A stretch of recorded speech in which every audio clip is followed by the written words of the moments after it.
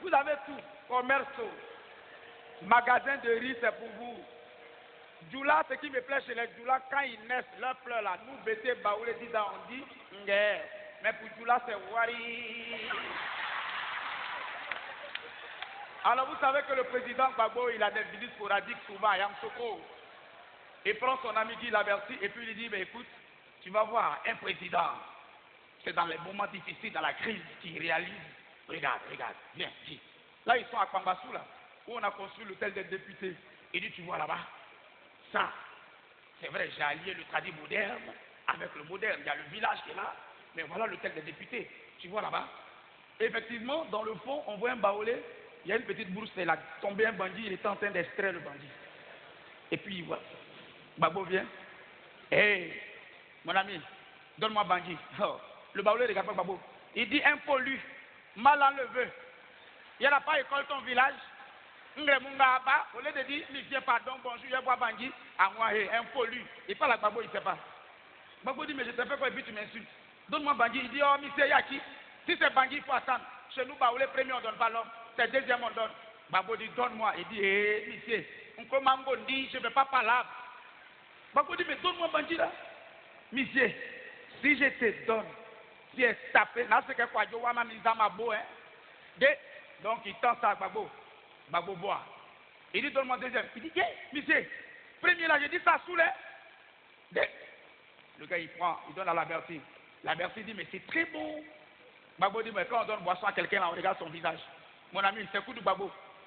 Il dit, nia. C'est Gbagbo. Je n'ai pas dit que ça va te saouler. Je n'ai pas dit que tu as saoulé. Premier seulement, j'ai donné, tu es Gbagbo. Deuxième, tu vas devenir Big Grison. Si je donne troisième, tu seras Obama. Matela. Gbagbo dit, mais regarde-moi, c'est moi Gbagbo. Il dit, oh monsieur, pas garder toi, tu es. Sa mère est revenue et puis il met dedans. Donc son frère dit, quoi, il dit, monsieur, n'a pas mis, monsieur, que j'ai vu, c'est un genou. Pour lui, il a vu un génie. Quand mes parents parlaient, ils ont fini ça. Il y a un pasteur, vraiment formidable qu'il est, il enlève les mauvais esprits. Et ce jour-là, pour son patient, on lui a dit de jeûner pendant 21 jours. Donc il jeûne, il fait un jeûne sec de 21 jours.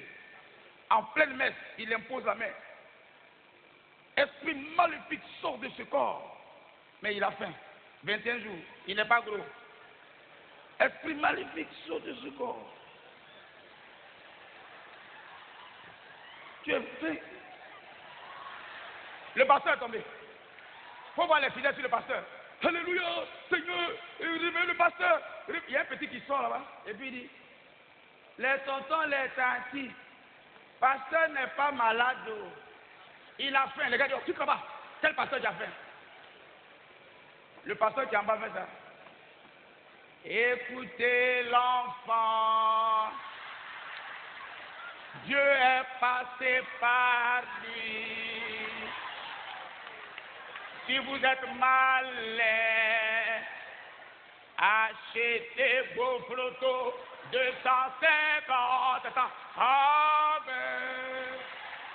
Complétez avec tes gains 200. Mais quand ils ont envoyé le beau flotteur de Tégué, regardez les narines du pasteur. Le pasteur l'a crié. Seigneur, on dit que le Seigneur va là-bas. Il est en train de mourir devant nous ici. Est-ce que ça va? Vous savez, ma mère est baoulée. Les baoulés ont fini avec ça. Les baoulés ont fini avec ça. Une femme baoulée. Quand tu la vois, si elle n'a pas une plume de poulet dans son oreille, c'est pas femme baoulée. Mamia qui s'y prend sa plume.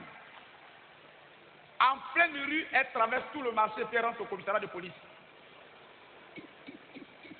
Monsieur Maminenango. Et vous savez, généralement, les comptoirs des policiers là, identiques au comptoir des bouchers. Elle prend son seau et puis elle dépose. Amidou Mamine, son vendeur de gaz s'appelle Amidou. Or, elle est en face d'un sergent de garde.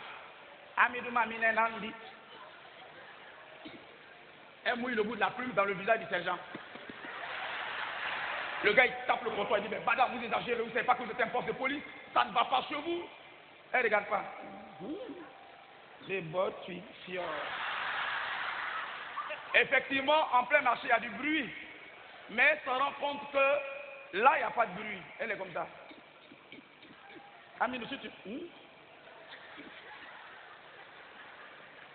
Elle se rend compte qu'elle est un commissariat. Donc, elle enlève la plume. Et puis elle dit, monsieur, Yachi, j'ai oublié. À Kondrenga, Otiakpa. Si toi-même tu mets ta oreille, tu veux changer. Donc le commissaire vient dire, madame, vous oubliez que vous êtes en plein commissariat de police. Alors ça veut dire quoi? C'est pas un bordel ici. Elle dit, monsieur, n'a que j'ai à tromper. Mais le plume, mets oreille. Le commissaire récupère la plume. Alors vous êtes sûr qu'avec une plume comme ça, moi je peux être dérouté? Mais arrêtez vos histoires. On vous envoie quand même. Ne confondez pas le marché avec le poste de police. Même s'il y a ça dans mon oreille. Est-ce que vous êtes sûr que moi-même... Le commissaire oublie et puis il dit, mettez-moi 3 kilos de viande avec aubergine 500. Je vous remercie.